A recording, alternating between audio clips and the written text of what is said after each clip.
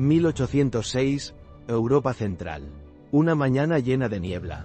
Un cuerpo de ejército francés se encuentra, de repente, cara a cara contra un ejército enemigo que lo dobla en número. No hay espacio para la retirada.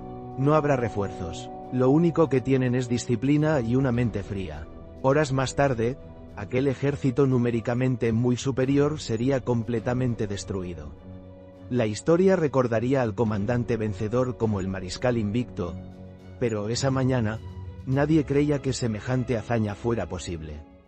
Él no era temerario como Murat. Tampoco gritaba al frente de la batalla como Ney. Él solo calculaba, esperaba, y ganaba. Su nombre era Louis Nicolas Davout, uno de los comandantes menos conocidos de las guerras napoleónicas, pero sin duda, uno de los más respetados por los historiadores. Louis Nicolas Davout nació el 10 de mayo de 1770 en el pueblo de Anoux, en Borgoña. Provenía de una familia de la nobleza provincial, modesta pero con una larga tradición de oficiales en el ejército. Tras la prematura muerte de su padre, fue encaminado hacia una estricta formación militar. En 1785 ingresó en la École Royale Militaire de París, y para 1788, comenzó su carrera como teniente en el Regimiento de Caballería Royal Champagne. Cuando estalló la Revolución de 1789, a pesar de su origen noble, Davout se sintió atraído por los ideales revolucionarios. En 1791 fue elegido teniente coronel del Batallón de Voluntarios de Yonne. 2 años más tarde, en 1793, dio una prueba temprana de su lealtad a la República al negarse a unirse al intento de deserción de su comandante, el general Dumouriez, hacia Austria. Tras combatir en los frentes del Rin y Holanda, participó entre 1798 y 1799 en la campaña de Egipto bajo las órdenes del general de Sykes. A su regreso, en 1801, consolidó su cercanía con el círculo de poder al casarse con Aimée Leclerc, hermana del general Leclerc y cuñada del propio Napoleón. El 19 de mayo de 1804, Napoleón nombró a 18 mariscales del imperio.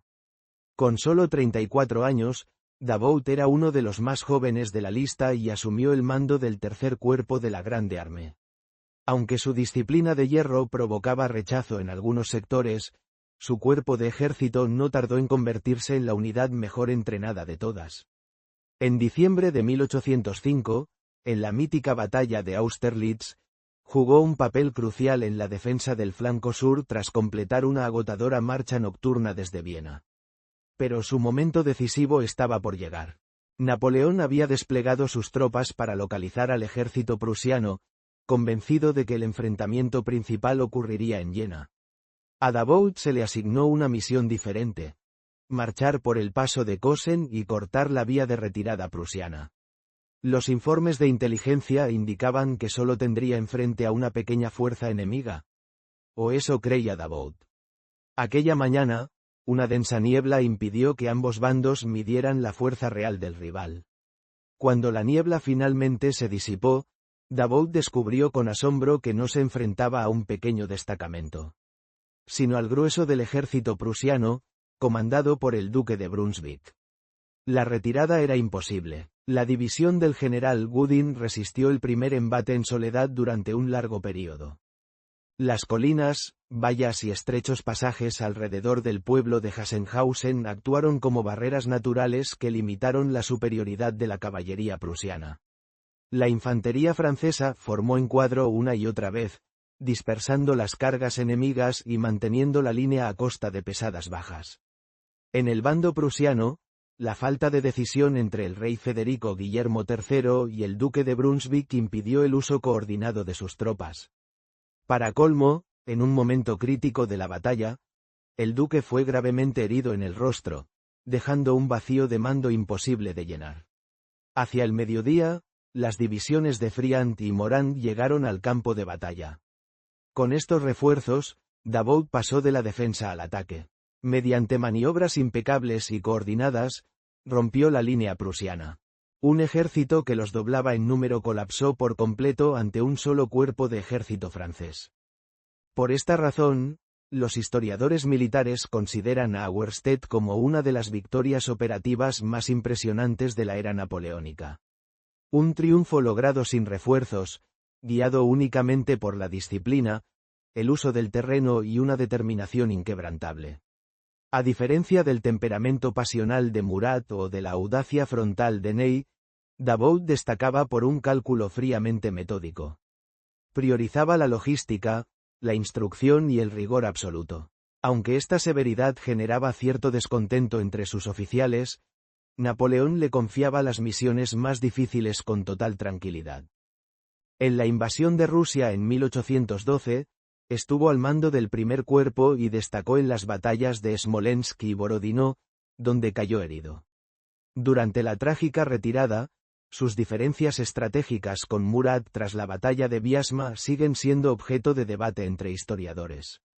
En 1813, Napoleón le encomendó la defensa de la estratégica ciudad de Hamburgo.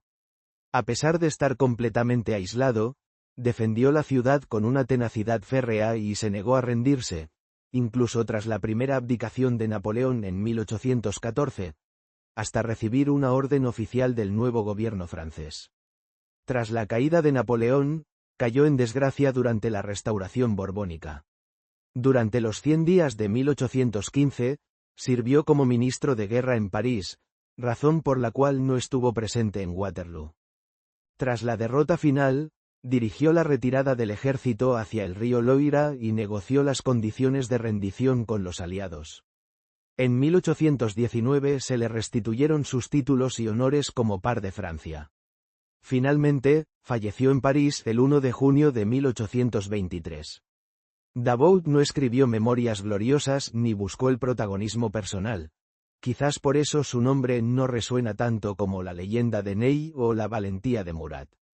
Pero para la historia, ocupa un lugar único. Fue el único mariscal de Napoleón que jamás perdió una sola batalla bajo su mando personal. Lo que lo hizo grande no fue un momento de gloria deslumbrante, sino su inquebrantable serenidad en una mañana con niebla frente a un enemigo 2 veces superior.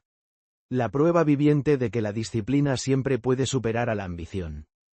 Si Davout fue el símbolo de la disciplina y el cálculo, hubo otro mariscal que encarnó la audacia y la falta total de miedo.